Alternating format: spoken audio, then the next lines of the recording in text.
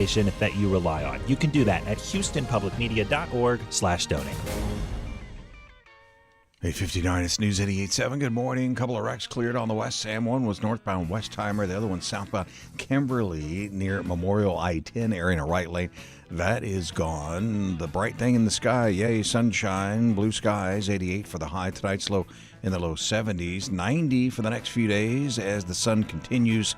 Right now, we're sitting at 74, Seabrook 70 here at the University of Houston. Streaming live online at houstonpublicmedia.org, on the app as well. News updated all the time. KUHF Houston News 88.7. A service of the University of Houston. Stick around. Houston Matters starts right now, 9 o'clock.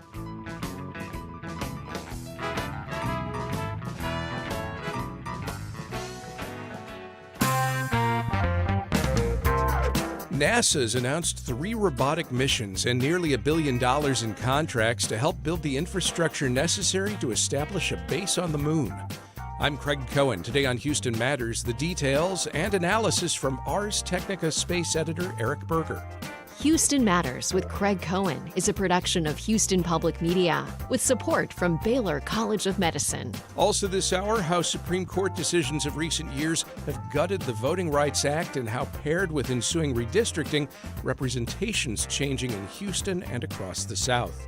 Then we dig into Texas Children's Hospital's somewhat unusual settlement with the Attorney General's office over gender-affirming care. It provides, among other things, that the hospital establish a detransition clinic.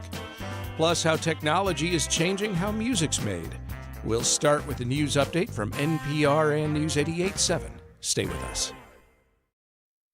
Live from NPR News in Washington, I'm Corva Coleman. There were more attacks around the Persian Gulf overnight. It comes as President Trump says any deal with Iran will include reopening the Strait of Hormuz. NPR's Aya Betrawe reports. U.S. forces shot down Iranian drones around the Strait of Hormuz and struck a launch site for those drones along Iran's coast overnight. That's according to a U.S. official who spoke to NPR. This is the second incidence of violence in the Persian Gulf this week. Both times, the U.S. military called these defensive acts intended to maintain the current ceasefire. Iran's Revolutionary Guard says it responded to the overnight U.S. attack on Bandar Abbas by targeting, quote, the American base from which that attack originated. It didn't say what its target was, but Kuwait says it intercepted drones Thursday morning. The Revolutionary Guard also says it fired at an American vessel trying to transit the strait undetected with its radar turned off Wednesday, forcing it to turn around. Aya Betrawe, NPR News, Dubai. Stocks opened lower this morning after the Commerce Department reported a jump in inflation last month. NPR's Scott Horsley reports the Dow Jones Industrial Average fell about 100 points in early trading. The Commerce Department's inflation measure, which is closely watched by the Federal Reserve, shows prices in April were up 3.8% from a year ago. That's the biggest annual increase in almost 3 years. Prices rose 0.4% between March and April, fueled in part by the spike in energy prices triggered by the war with Iran. A separate report from the Commerce Department shows consumer spending and inventory investment were not as strong in the first 3 months of the year as initially reported. Revised figures show the economy grew at an annual pace of just 1.6% during January, February, and March. That's down from an earlier estimate of 2%. Scott Horsley, NPR News, Washington. A federal judge in Washington, D.C. has refused to temporarily block an executive order from President Trump. It calls for restricting voting by mail. NPR's Hansi Lo-Wang reports another judge in Massachusetts is preparing to rule on the same order in the coming weeks. U.S. District Judge Carl Nichols found it's too early for an emergency ruling that would block President Trump's order because the order's main directives have not been carried out yet. This leaves in place, at least for now, Trump's latest executive order that tests the limits of the president's power under the Constitution. The order calls for the federal government to create lists of adult U.S. citizens in each state. It also calls for banning the U.S. Postal Service from delivering mail-in ballots to anyone not on those lists. Democrats and voting rights groups argued in court the Constitution gives power to state legislatures and Congress, not the president, to set federal election rules. Since Trump signed the order in March, it's been unclear whether and how it would actually affect voting by mail, which has continued for this year's midterm primary elections. Hansi Lo-Wang, NPR News. The Pentagon says it struck another alleged drug boat in the eastern Pacific yesterday. It says it killed 2 alleged drug traffickers. The Trump administration does not offer evidence linking the strikes or the people to drug trafficking. You're listening to NPR News. Support for NPR comes from NPR stations. Other contributors include the John D. and Catherine T. MacArthur Foundation, supporting creative people and effective institutions committed to building a more just, verdant, and peaceful world. More information is at macfound.org. Live from News 88.7 in Houston, I'm Matt Harab. Several people have been detained after an HPD SWAT team raided a social club on the southwest side of town last night. An undercover operation led to the discovery of illegal gaming occurring at the club. About 80 to 90 people were inside when it was raided, according to multiple outlets. Officers discovered table games and card games. It's unclear what charges will be filed against the handful of people that were detained. Democratic Senator candidate James Tallarico held a rally in Houston last night. Our Kyle McClanagan reports Tallarico took the opportunity to attack his Republican opponent, Ken Paxton. 6 large screens, emblazoned with the Texas flag, illuminated the small, crowded downtown Houston bar as Tallarico took the stage Wednesday night. While Tallarico spent the beginning of his speech stressing the importance of service, he wasted little time before going on the offensive and criticizing Paxton. Ken Paxton is morally unfit for office. He has failed the character test. He'll lie to you with a straight face. He's the most corrupt attorney general in our lifetimes, and he has put his own interests above the laws of Texas. Since Paxton's defeat of incumbent Senator John Cornyn during the primary runoff Tuesday night, both Paxton and Tallarico have ramped up their campaigns against each other as they gear up for what is expected to be a close primary in November. I'm Kyle McClanagan, News 88.7. And the Veterans Affairs Medical Center in Houston is breaking ground today on a new clinic in Fort Bend County. Once complete, the 38,000 square foot VA clinic in Rosenberg will replace the Richmond location with a capacity to serve double the number of patients. Amir Faruqi is the Executive Medical Center Director. The new clinic in Rosenberg, it's going to have the capacity for up to 20,000 veterans. So we are also, by the way, going to be hiring additional staff. And so we're excited about that. But also, it's going to provide more of our veterans some of those essential healthcare services really close to where they live. It is a $30 million project. I'm Matt Harab, News 88.7. This is Houston Matters. I'm Craig Cohen. Good morning. Thanks for joining us here on News 88.7 and on Houston Public Media's YouTube channel. Coming up this hour, conversations about legal and political battles in Texas, one over representation and race, the other over health care and transgender children. First, though, NASA this week announced its next steps towards returning to the moon and establishing a lunar base. The space agency has awarded nearly $1 billion in contracts to build the infrastructure for that base and has announced 3 upcoming robotic missions to help get there. Eric Berger is senior space editor at Ars Technica and joins us now. Eric, good morning. Good morning, Craig. NASA Administrator Jared Isaacman says returning to the moon is not about flags and footprints, but to actually stay there. We've heard ambitious lunar promises before. Are we actually seeing now a program that could set up a permanent human presence on the moon? Yeah, it's an exciting time to be following NASA because it feels like for the first time ever, possibly, we have a concrete plan in place to establish a long-term presence on the moon. There's the funding, there's the contracts, there's the vision, but we still got to go do it. And, you know, a lot of this stuff that NASA's talking about is challenging. Some of it, a good part of it, has never been done before, at least not this way. So, you know, it's great to have the vision and the funding, but now you've got to put the execution in place. But from my perspective, covering space for 2 decades, this is certainly the most cohesive plan to accomplish this I've seen. And it appears to be one operating with a degree of pace. NASA says this is a phased approach. They say Moonbase 1 is targeted to launch as early as this fall, then Moonbase 2 and 3 possibly before the end of the year. Seems like a pretty quick timeline. Is it realistic? It's somewhat realistic. I mean, they sort of have taken some existing missions that commercial providers were doing and renamed them Moonbase 1, 2, and 3. So I think that naming system is a little bit wonky or perhaps misplaced, but they are absolutely moving with a sense of urgency that's driven by two things. The first of those is that China is very much on a pace and plan to also send people to the South Pole of the moon, and they have interest in setting up what's called a lunar research station there. So NASA is competing geopolitically, and also the Trump administration has made it a high priority to get these missions done before Trump leaves his second term of office. So if they are, in fact, simply renaming some things that were already largely in motion, is this actually a big new development or just rebranding? No, it's a big new development. They announced a couple of months ago these plans for a moon base, and it was a significant step up from what had been planned, both robotically and in a sense from human missions.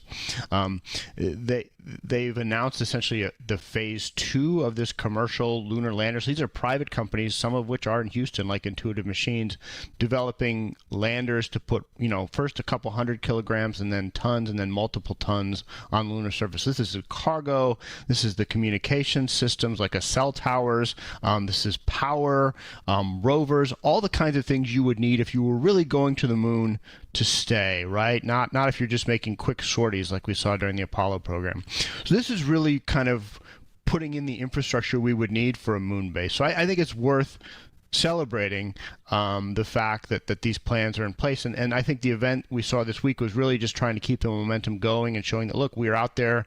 They didn't just announce these first 3 missions. They released contracts for the first 2 lunar rovers, and they released contracts to deliver those, and they also sort of moved forward on this really ambitious plan to have these 4 large drones, about the size of a Hyundai Kona, or maybe a little bit smaller. They're going to be flying around the South Pole of the moon, taking these high-definition pictures and really sort of getting lots of information about where humans should explore. You described a lot there. Sounds like maybe there could be some technical hurdles to overcome. What are some of the bigger technical challenges they're going to have to address in these missions? Yeah, I mean, those Moonfall drones are pretty ambitious. The Jet Propulsion Laboratory in California is working on those. I've heard different things. Some people are pretty optimistic about that. Others are, wondering if it's a bit more than they can chew in the next couple of years. But the biggest hurdle is, we've talked about this before, I think, Craig, is the human landing systems. This is the very complex vehicles that take astronauts from lunar orbit down to the surface of the moon and then critically launch back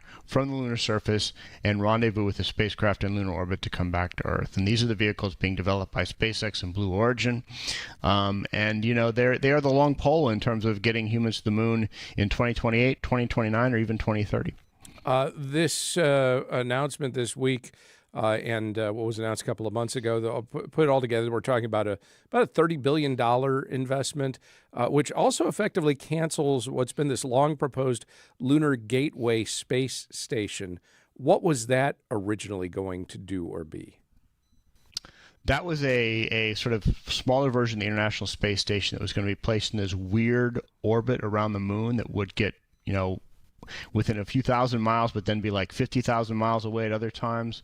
From a Houston standpoint, the Lunar Gateway was kind of a good thing because it was being developed here, managed here, and it would sort of continue the tradition of having flight controllers after the International Space Station is phased out. But from a bigger picture, I live a couple miles from Johnson Space Center, but I viewed Gateway kind of as like a cul-de-sac.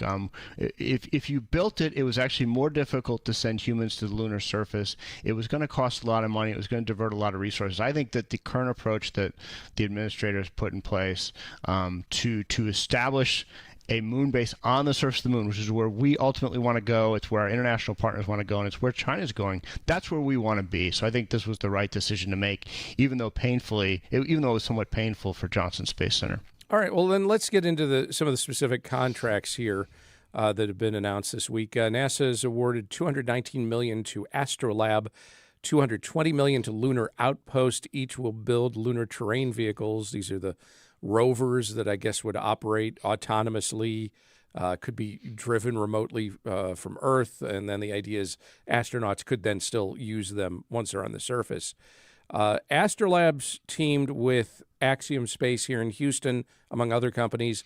Lunar Outpost is partnering with General Motors and Leidos. What is Axiom's role since they're based here in Houston?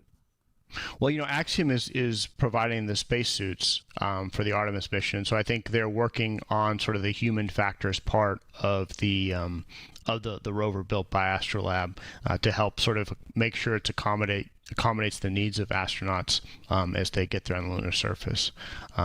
But these are both pretty new companies, Astrolab and Lunar Outpost, and they're taking on big challenges. And for them, these contracts awarded this week were huge news because as I say, they're startups, but they're going to be playing a major role in the Artemis program, and mobility is such a key part of being on the lunar surface. You mentioned you're in around Clear Lake. How central is Johnson Space Center to this program day to day? What role will it have?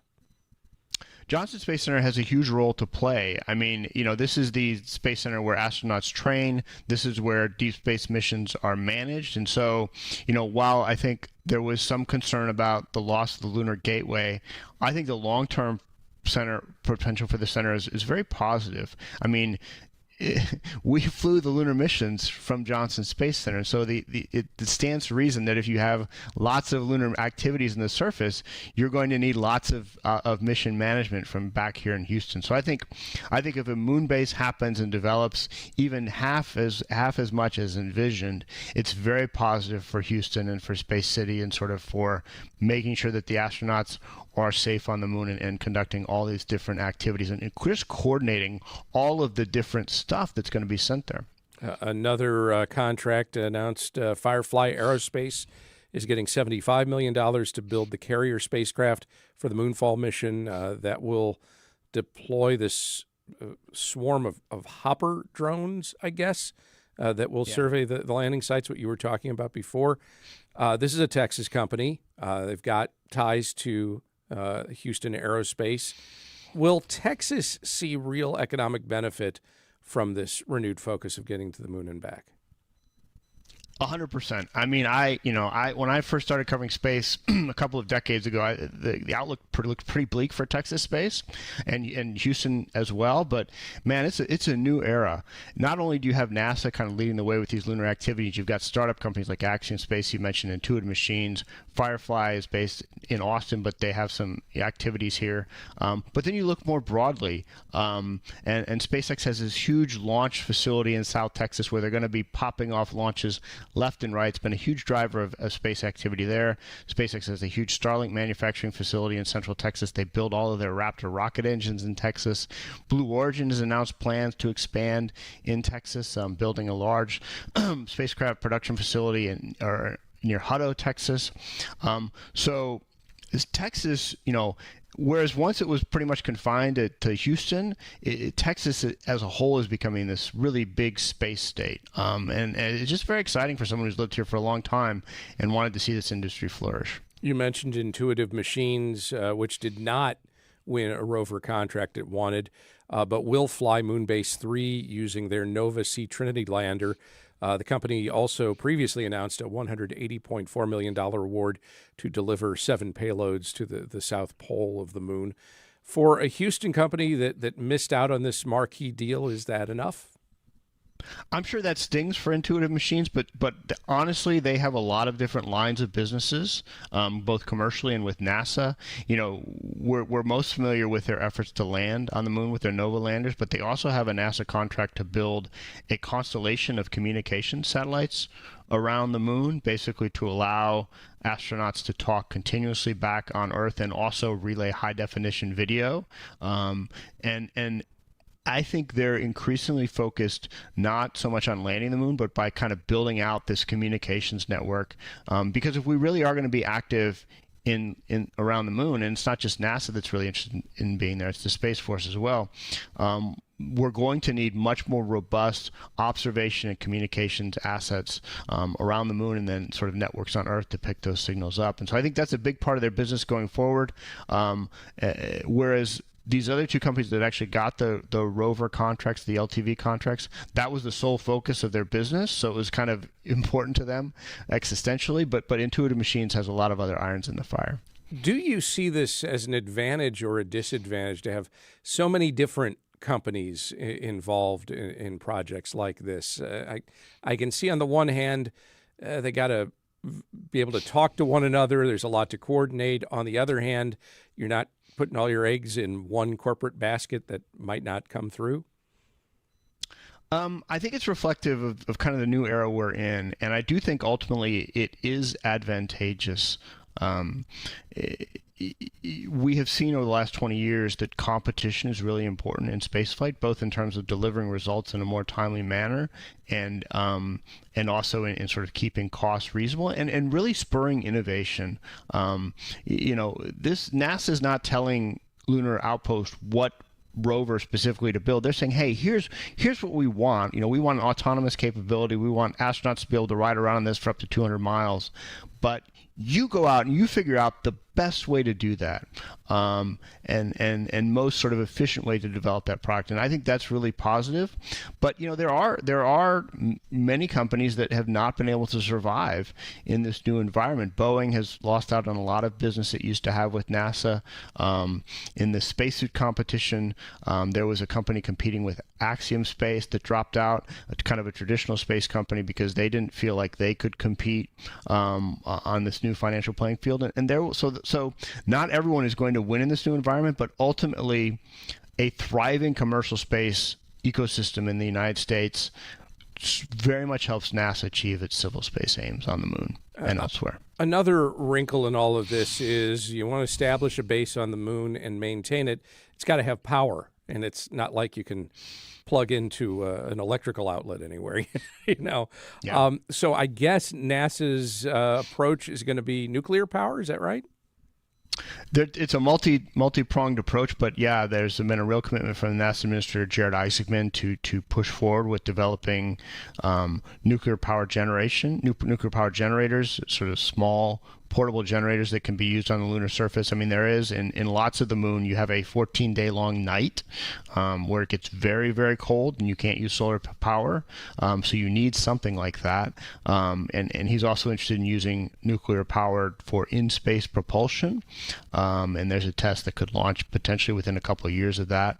But solar power will absolutely be a part of the mix. It's interesting that there's a lot of silicon in that gray, dusty lunar soil people are probably familiar with. There are the building blocks there to build solar panels. So it's going to be a mix of sources, and we're just going to have to find out. I think one of the really key elements of the Artemis program is we don't really know what's going to work, and there's going to be a lot of challenges to overcome as we sort of venture forth from planet Earth and beyond low Earth orbit and try to live in deep space. And so it's going to require some smart engineering to solve these challenges. Eric Berger is the senior space editor at Ars Technica. Eric, thanks very much for the time. Thank you. And up next, legal and political questions surrounding a recent settlement involving Texas Children's Hospital and healthcare for transgender kids. Stay with us as Houston Matters continues on News 88.7 and YouTube.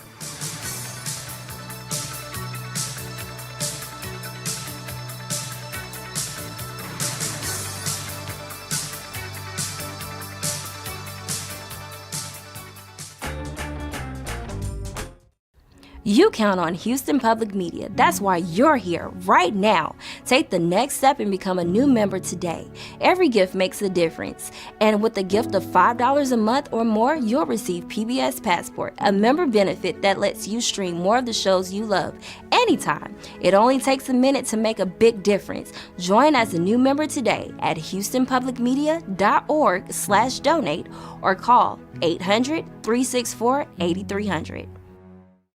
Comes from listeners like you and from Baylor College of Medicine. Baylor's work centers on advancing health and medicine through research, education, and patient care. Tonight on Houston Public Media TVA, the night of mystery and intrigue with Father Brown at 7, followed by the Sister Boniface Mysteries at 8 and Death in Paradise at 9. Tonight on Houston Public Media TVA. This is Houston Matters. I'm Craig Cohen. U.S. Supreme Court decisions since 2013 have effectively gutted the 1965 Voting Rights Act. For decades, it required southern states like Texas, with a history of discrimination surrounding voting, to get the federal government's permission to change election procedures. Since the High Court struck down that pre-clearance, Texas and other states have moved swiftly to change their voting laws and procedures, and notably in the last year to redraw maps.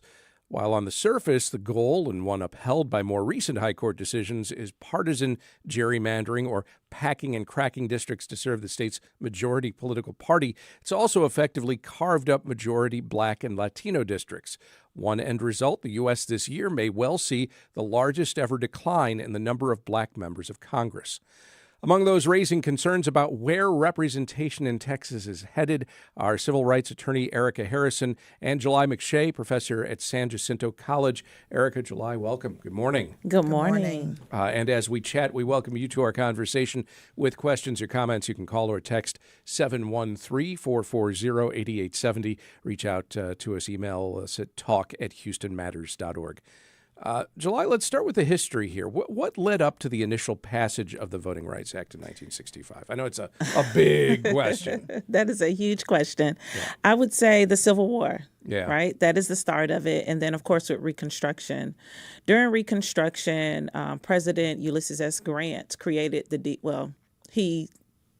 under his administration, the DOJ was created, and it was headed by then Attorney General Amos Ackerman, who he had appointed, a former Confederate from Georgia, of course, but Amos Ackerman had the duty of enforcement acts.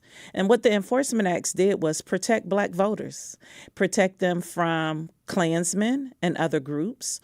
We saw that attempt in 1873, down after the Colfax Massacre. Right? The federal courts heard the case of Cruikshank there. And in Cruikshank, the court ruled against the victims. Over 150 Black people were killed, while only 3 of the perpetrators were killed, while hundreds came in just because Black people had participated in voting. They had elected, I believe his name was Kellogg, they had elected him as governor. So the history is long. The history is very long. So by the time the Voting Rights Act comes along in 1965, it's after years, decades of fighting for a voice through voting and to have a part in democracy. What were some of the ways here in Texas that was demonstrated, that we saw some? There's no other way around Jim Crow it. laws? Clearly, the Jim Crow racist laws. Just give a few quick examples of some of the things that were happening. So you had literacy tests, you had poll taxes, and you even had property rights being a requirement, as well as grandfather laws. So you had to be grandfathered in. If your grandfather could vote, then you could. All these different reasons to try and keep people from voting, and even still, when they passed all of those ridiculous tests, still there were ways that they were kept from voting. After all those hurdles. Yeah. What did the Voting Rights Act itself then mean practically at that moment? Practically, it meant finally we have protection. Finally, we can vote. And boy, did they vote after the passage of the 1965 Voting Rights Act. I would say that it instilled a greater pride in Black people here in the United States when it came to voting. So much so, we saw our very own Houstonian, Barbara Jordan, extend the Voting Rights Acts to immigrants, non-English speakers, through her efforts. So not only was it something inspiring and important to Black people, but it was so important we wanted others to enjoy it. And I think that's a part of the story that gets left out often. Erika, from the mid-'60s all the way to 2013, up until federal preclearance was eliminated, even with that federal preclearance, we saw instances of gerrymandering, packing and cracking districts, ostensibly for political reasons, but often it would seem with, at the very least, having racial repercussions, if not out and out on racial grounds. So that part's not really new. Were such attempts made in Texas, here in the Houston area specifically, even when the Voting Rights Act had teeth? Did we see some examples of that?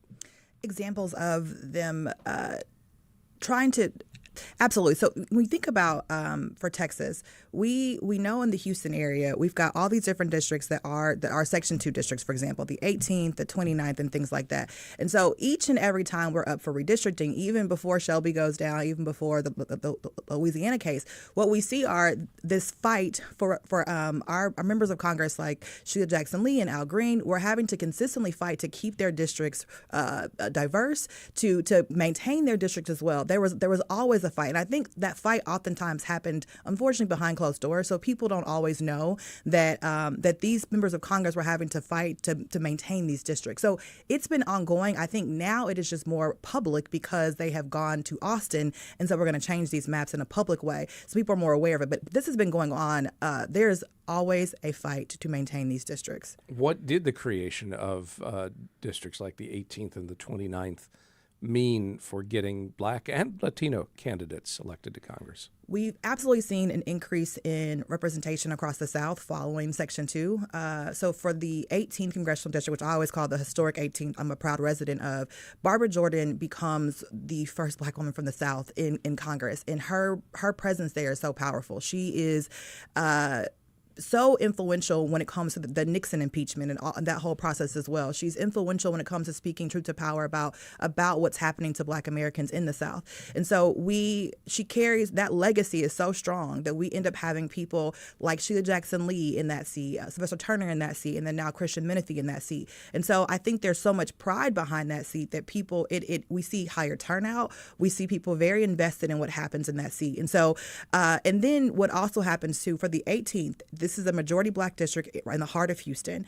Even if you're not in the 18th, when there are issues that impact Black Americans, that seat is going to be the person that's helping to lead that cause. So there's benefits to people across the country when it comes to having representation in places like this, Benny Thompson in Mississippi, and Clyburn in South Carolina, for example, as well.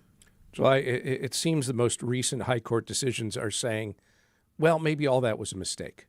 That any consideration on racial grounds, even if it was to counter racism that limited a population's political power, is still wrong.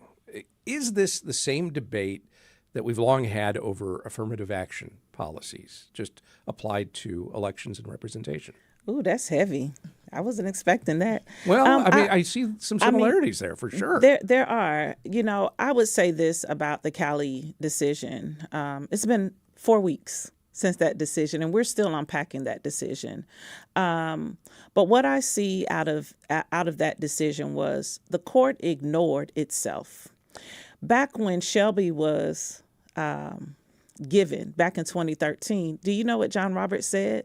He was like, well, you still have Section 5, right? Right. And now we don't have Section 5. And I think that is something that we don't need to ignore. In fact, Justice Kagan included that in her dissent, right? She talked about that.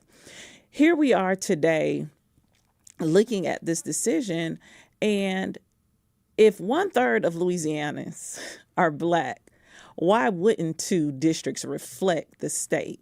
So it is a lot like affirmative action. It's not that you're giving anyone a head start or anything, but you're giving an equitable opportunity. And that equity doesn't exist. It doesn't exist anymore. Erika, there was always going to be a point at which that question was going to be raised. And maybe this is, again, where it's very similar to affirmative action policies. The question was always, well, this is all designed to even the playing field. So as soon as the playing field is even, we won't need it anymore. But if we ever get to that even playing field, will we? Do we? So the court likes to focus on this idea that at some point these things, we have to end them. At some point they've served their purpose. And I think the argument that many would make is that they haven't served their purpose. So we look at Houston, for example. Houston, I think our map is crazy, but we've got it's like 6 or 7 congressional districts that kind of come through Houston and also Harris County. And Houston is a majority Latino city. We have 1 representative from the Houston area that is Latino, Sylvia Garcia. And so if these systems worked, we should be able. If the systems worked without having to have some guidance from the DOJ, then we would we would just see the districts look like Houston or look like Texas. That's not happening.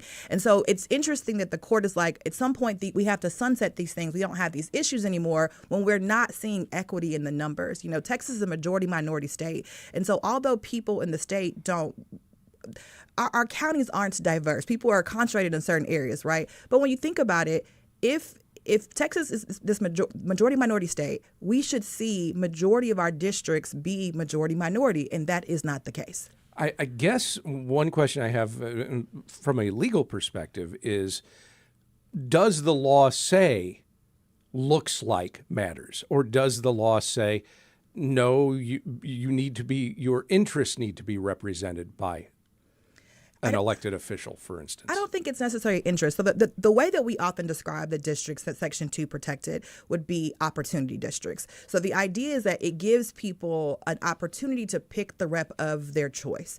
And I think that's a kind of important distinction. So the district in Memphis that has been cut up into 3 districts, for example, and I can't think of the guy's name, the representative there, that's a majority black district, but the guy in that role is not black. So it's not always this, just I want to see something that looks like me. I want to give people the opportunity to pick the person of their choice. So I think that's kind of the distinction I would make there. It's not always it's an interesting, yes, but I think it's more so opportunity is how I look at it. Let's take a call. We have Danny on the line from Northeast Houston. Danny, what's your question or comment? Yes, and hey everybody. I have always found it interesting when we act like race and politics do not go together. Race-neutral policies for voting has been a thing because the Constitution in the 15th Amendment said you're supposed to let people vote, so they have always gone around it.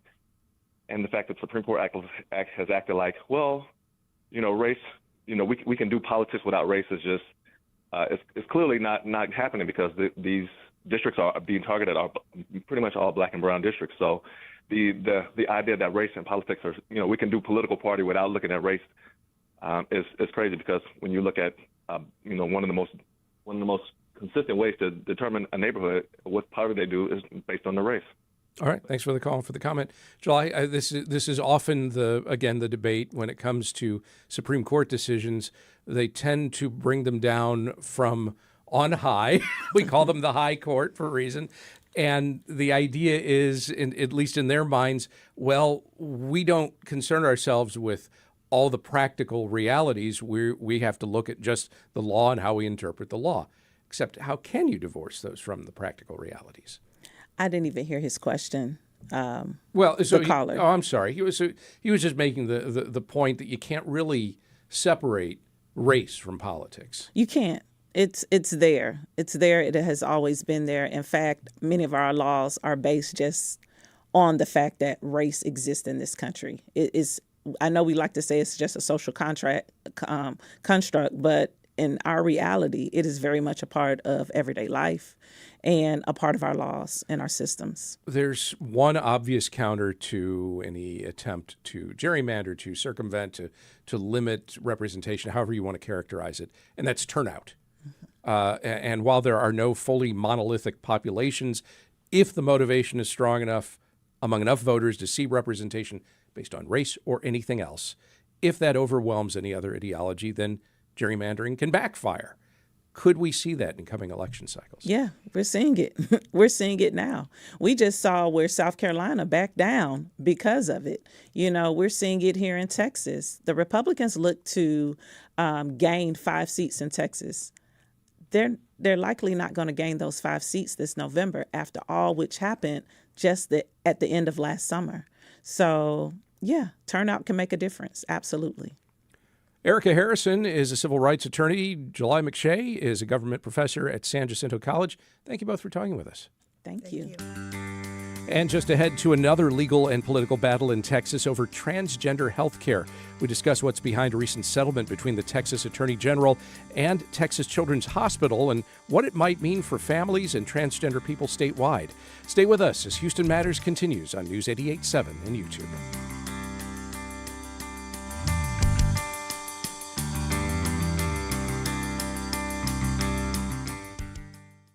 This programming is made possible by... It's not just your car. It's the one that brought your kids home from school. took you cross-country, held memories, laughter, even a few breakdowns. When it's time to let go, give your car a new purpose.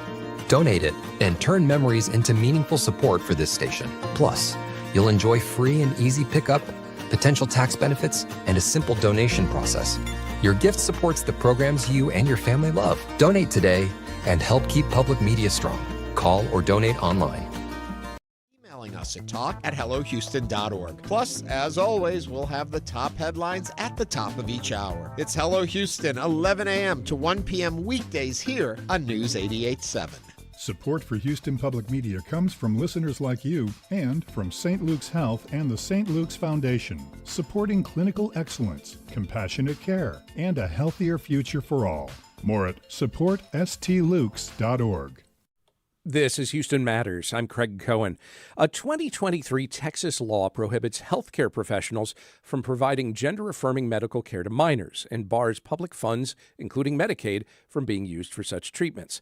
The Texas Supreme Court upheld that law in 2024, and it is the basis on which Texas Attorney General Ken Paxton, now the GOP nominee for U.S. Senate, sued Texas Children's Hospital. According to the lawsuit, 5 doctors at the hospital continued to provide such care even as the new law was passed by using false diagnosis codes.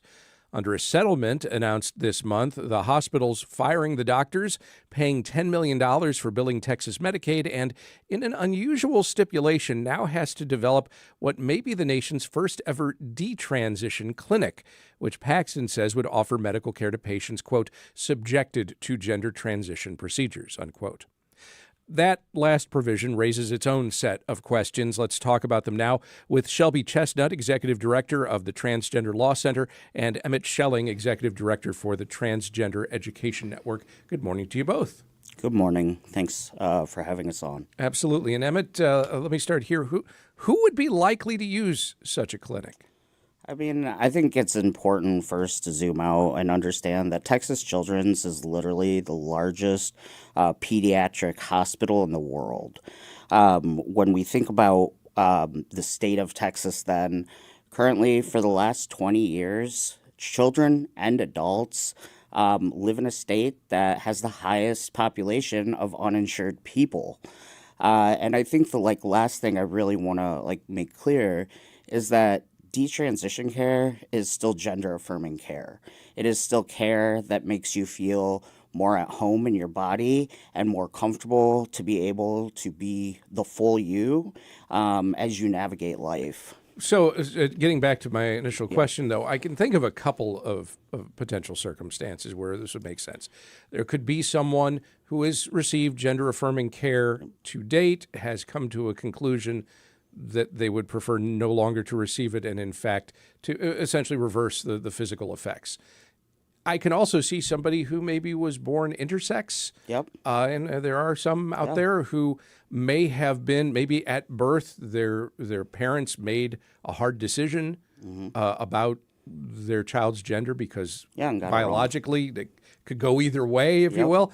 And maybe that person, as they are growing up, are concluding that was the wrong decision. Are there other circumstances, or does that kind of cover it? That covers it. I think the majority of folks that are reaching out and looking to potentially detransition are actually senior citizens because they cannot find senior care living that essentially will accept them being a transgender person. And I think, to your point, that care that you're talking about, detransition care already exists. You go to your doctor and you say, this is what it is. You stop. If you're on some sort of HRT, you cease that. And so I think the gag of it, right, is that detransition care is accessible through someone's physician as is. Okay.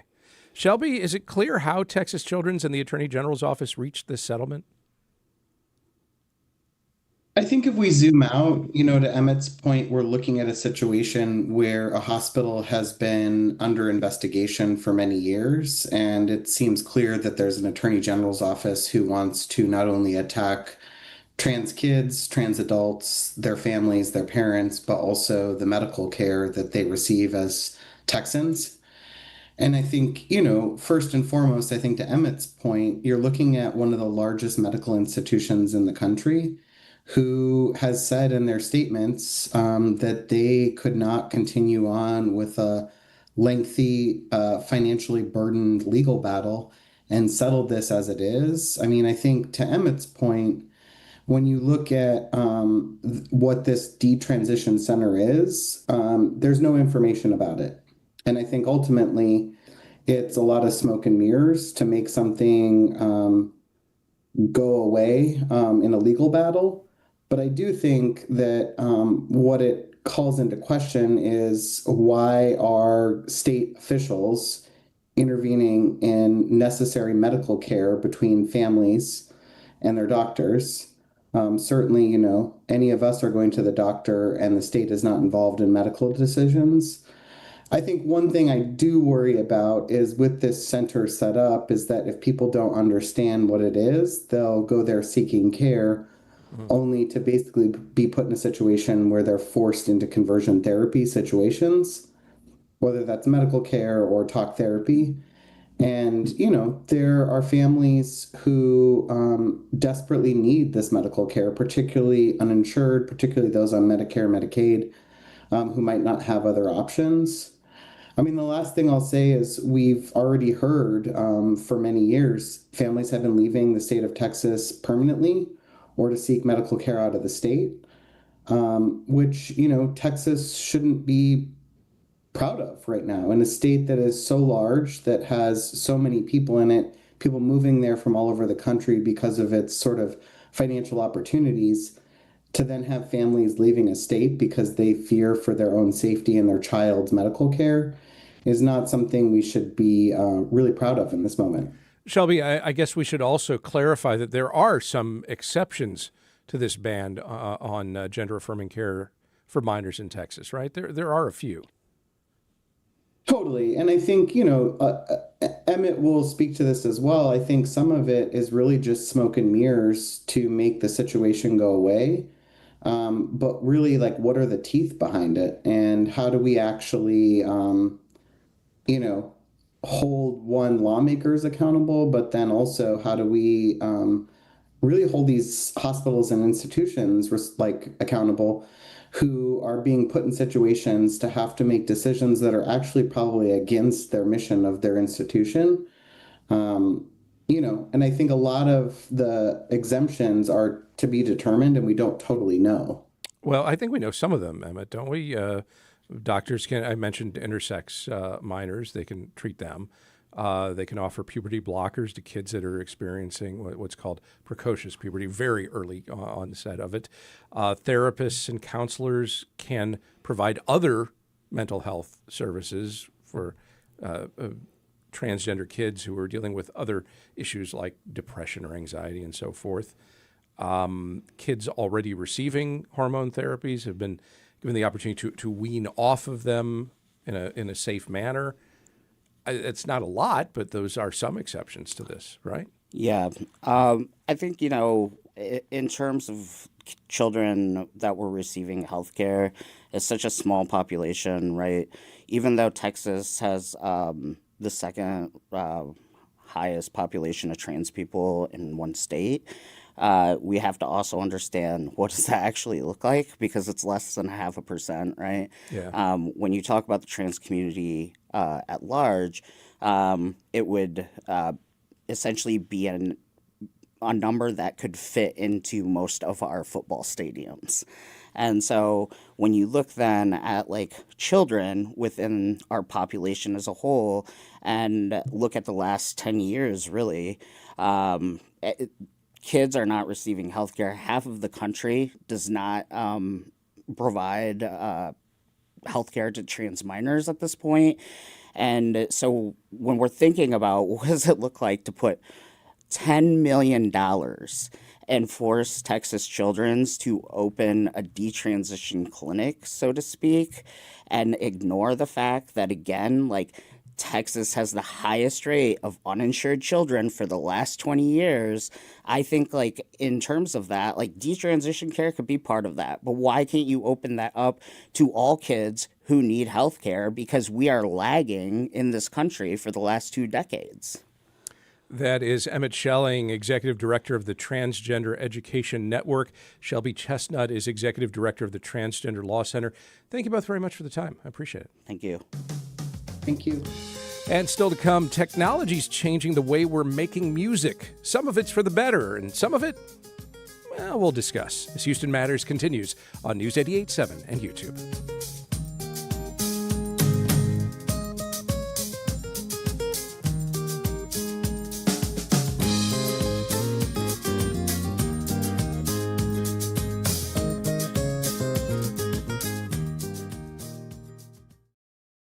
You count on Houston Public Media.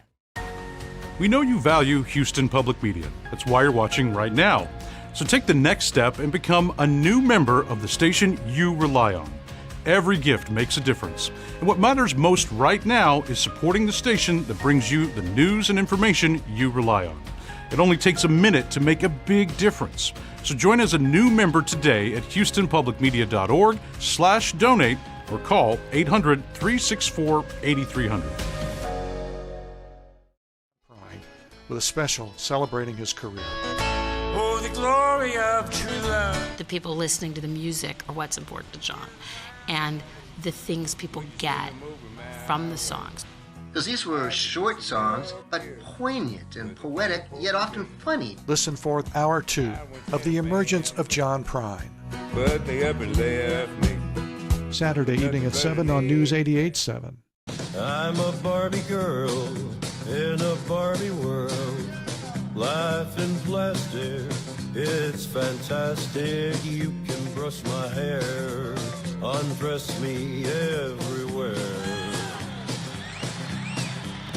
Oh, come on, Barbie, let's go party, 'cause I'm in a Barbie world.